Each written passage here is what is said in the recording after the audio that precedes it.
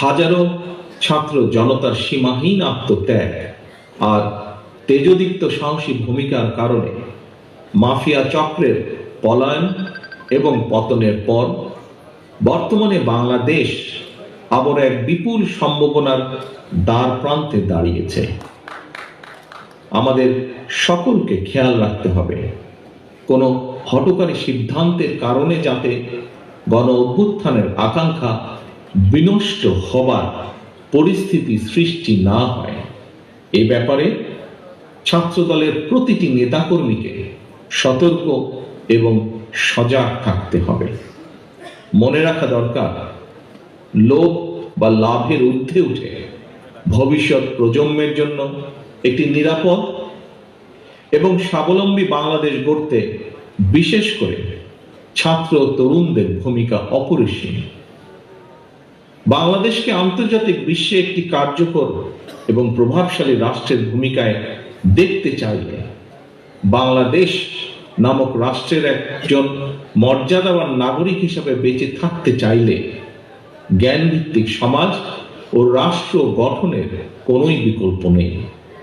সুতরাং প্রিয় ছাত্র দলের ভাই বোনেরা, তোমাদেরকে অবশ্যই মনে রাখতে হবে শিক্ষার্থীরাই জ্ঞানভিত্তিক রাষ্ট্র ও সমাজ গঠনের প্রধান হাতিয়ার। রাষ্ট্র এবং রাজনীতি সম্পর্কে শিক্ষার্থীদের অবশ্যই সচেতন থাকতে হবে।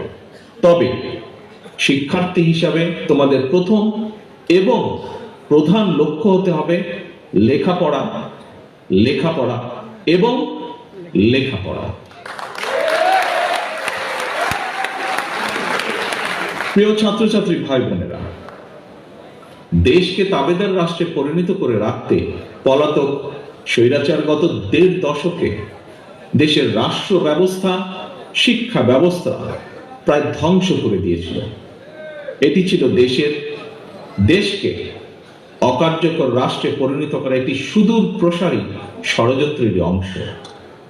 পলাতক স্বৈরাচার গত ১.৫ দশকে ধর্ম বর্ণ নির্বিশেষে সকল শ্রেণী পেশার মানুষ তথা ছাত্র, শিক্ষক, কৃষক, শ্রমিক, দিনমজুর, নারী, শিশু, আবাল, বৃদ্ধ, বনিতা প্রত্যেকের গণতান্ত্রিক রাজনৈতিক অধিকার কেড়ে নিয়ে দেশ এবং জনগণের স্বার্থের বিরুদ্ধে অবস্থান নিয়েছিল।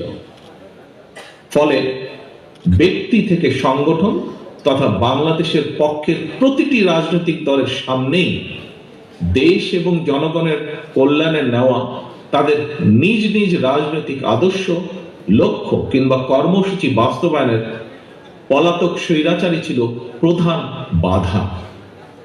এ কারণে এই ৫২-এর ভাষা আন্দোলন, ৭১-এর মুক্তিযুদ্ধ কিংবা ৯০-এর স্বৈরাচার বিরোধী আন্দোলনের মতোই ২০২৪ সালের জুলাই আগস্টে ছাত্র জনতার নেতৃত্বে গড়ে ওঠা ফ্যাসিস্ট মাফিয়ার পতন আন্দোলনে দল মত নির্বিশেষে সবাই ঝাঁপিয়ে প্রতিটি রাজনৈতিক দলের সামনেই এবার জনগণের কাঙ্ক্ষিত একটি বৈষম্যহীন গণতান্ত্রিক মানবিক দেশ গড়ার পালা। এই লক্ষ্য বাস্তবায়নের উদ্দেশ্যে রাজনৈতিক দলগুলো এখন জনগণের সামনে যার যার দলীয় আদর্শ, কর্মসূচি উপস্থাপন করবে, জনগণের সমর্থন আদায়ের চেষ্টা করবে। বিএনপি, বাংলাদেশ জাতীয়তাবাদী দল তথা দেশপ্রেমিক সকল মানুষ, সকল রাজনৈতিক দল স্রেফ অসৎ উদ্দেশ্য প্রণীত কূট তর্ক বলেই বিবেচনা করে। বরং আমাদের দল বিএনপি মনে করে রাষ্ট্র, রাজনীতি এবং রাজনৈতিক দলের গুণগত পরিবর্তনের জন্য সংস্কার এবং নির্বাচন উভয়ই প্রয়োজন। বিদ্যমান ব্যবস্থাকে সময়োপযোগী করতে সংস্কার একটি অনিবার্য ধারাবাহিক। জনগণ ভোটের অধিকার প্রয়োগের যে সুযোগটি পায়, যেটি রাষ্ট্র জনগণের রাজনৈতিক ক্ষমতা নিশ্চিত করে। প্রিয় সহকর্মীবৃন্দ, বিএনপি মনে করে রাষ্ট্রে জনগণের রাজনৈতিক এবং অর্থনৈতিক ক্ষমতা নিশ্চিত করা না গেলে গণতন্ত্র, মানবাধিকার কিংবা পুঁথিগত সংস্কার শেষ পর্যন্ত কোনো কিছুই টেকসই হয় না। অনেক বড় বড় সংস্কার কর্মসূচি হাতে নিয়েছে, তবে এইসব সংস্কার কর্মসূচির আড়ালে জনগণের নিত্যদিনের দুর্দশা উপেক্ষিত থাকলে জনগণ হয়তো খোদ সরকারের সংস্কার দাবি নিয়ে মুখ খুলতে বাধ্য হবে।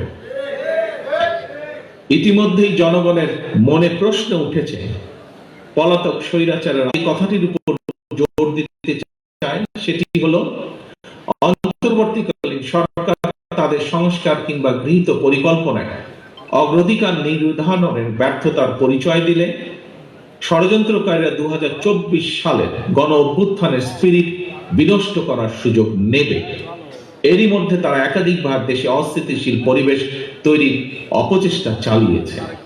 হাজারো ছাত্র জনতার রক্তের উপর প্রতিষ্ঠিত বর্তমান অন্তর্বর্তীকালীন সরকারের ব্যবসায়ী রাষ্ট্র এবং সরকারের বিদ্যমান বিধি ব্যবস্থা নিয়ে তরুণদের মনে অনেক প্রশ্ন রয়েছে এবং আমরা মনে করি এই প্রশ্নগুলো থাকাটাই স্বাভাবিক। 2009 সাল থেকে এ পর্যন্ত ভোটার তালিকায় প্রায় 3.5 কোটি ভোটার যুক্ত হয়েছে। তারা ভোটার হলেও আজ পর্যন্ত তারা একটি জাতীয় নির্বাচন কিংবা স্থানীয় নির্বাচনে ভোট দিতে পারেনি। তারা পারেনি নিজেদের পছন্দের প্রার্থীকে ভোট দিয়ে জনপ্রতিনিধি নির্বাচিত করতে, অথবা ইচ্ছা থাকলেও তারা কেউ নিজেরাও জনপ্রতিনিধি নির্বাচিত হবার সুযোগ পায়নি। সুতরাং রাষ্ট্র ও রাজনীতি, সরকার প্রচলিত বিধি ব্যবস্থার সংস্কার করে আরো উন্নত এবং টেকসই বিধি ব্যবস্থার পক্ষে ছাত্র ও তরুণরা অবস্থান নেবে সমাজ পরিবর্তনের লক্ষ্যে। দেশের তরুণ জনগোষ্ঠী ভূমিকা রাখবে, এটিই স্বাভাবিক, এটিই তারুণ্যের ধর্ম। দেশে প্রয়োজনে আরো নতুন রাজনৈতিক দলের উত্থান ঘটবে, এটিই গণতান্ত্রিক রীতি। এ নিয়ে বিচলিত হবার কোনোই কিছু নেই। রাষ্ট্র ও রাজনীতির প্রয়োজনে বিএনপি সকল গণতান্ত্রিক উদ্যোগকে স্বাগত জানায়। বিএনপি তার জন্মলগ্ন থেকে আজ পর্যন্ত সকল পরিস্থিতিতে, সকল সময় বহু দল বহু মতের চর্চার পক্ষে, যা মহাসচিব সাহেব তার বক্তব্যে উল্লেখ করেছেন। এক্ষেত্রে বিএনপির দৃষ্টিভঙ্গি অত্যন্ত স্বচ্ছ। জনগণ কোন রাজনৈতিক দলকে গ্রহণ করবে কিংবা বর্জন করবে, নির্বাচনের মাধ্যমে সেই রায় দেবে জনগণের আদালত। তবে যারা জনগণের আদালতের রায়ের মুখোমুখি হতে ভয় পায় কিংবা যাদের ভিন্ন কোনো উদ্দেশ্য রয়েছে, তারাই নির্বাচন অনুষ্ঠান নিয়ে নানা রকম বিভ্রান্তি সৃষ্টি করে। গণতান্ত্রিক আমি জনগণের প্রতি আহ্বান, আপনারা ধৈর্য হারাবেন না, নির্বাচনের জন্য মানসিক প্রস্তুতি নিতে থাকুন। নির্বাচন কমিশন তাদের উপর অর্পিত দায়িত্ব যথারীতি পালন করবে এই বিশ্বাস রাখুন। বিএনপির নেতাকর্মী সমর্থকদের প্রতি আহ্বান জানিয়ে বলতে চাই, আপনারা অপপ্রচারে বিভ্রান্ত হবেন না, বরং সতর্ক থাকবেন। নিজেরা এমন কোনো কাজে সম্পৃক্ত হবেন না যাতে কেউ অপপ্রচারের সুযোগ পায়। নিজেদেরকে জনগণের আস্থায় রাখুন, জনগণের আস্থায় রাখার জন্য সর্বোচ্চ চেষ্টা করুন। সর্বশেষে 46তম ছাত্র দলের প্রতিষ্ঠা বার্ষিকীর এই শুভ লগ্নে সারা দেশে জাতীয়তাবাদী ছাত্র দলের নেতা কর্মী সমর্থকদের প্রতি আহ্বান জানিয়ে বলবো, লেখাপড়ার পাশাপাশি তোমরা নিজেদেরকে জনকল্যাণমূলক কার্যক্রমের সঙ্গে সম্পৃক্ত রাখো। শিক্ষা প্রতিষ্ঠানে নিজেদেরকে একজন আদর্শ শিক্ষার্থী হিসাবে গড়ে তুলতে সচেষ্ট হও। শিক্ষার্থী কিংবা অভিভাবক, আমাদের প্রত্যেকের মনে রাখা জরুরি, আজকের শিক্ষার্থীরাই আগামী বাংলাদেশ। সুতরাং শিক্ষার্থীদেরকে শিক্ষা দীক্ষায়, জ্ঞানে বিজ্ঞানে সমৃদ্ধ করা না গেলে নিশ্চিতভাবেই হয়তো আবারও পথ হারাবে আমাদের প্রিয় বাংলাদেশ।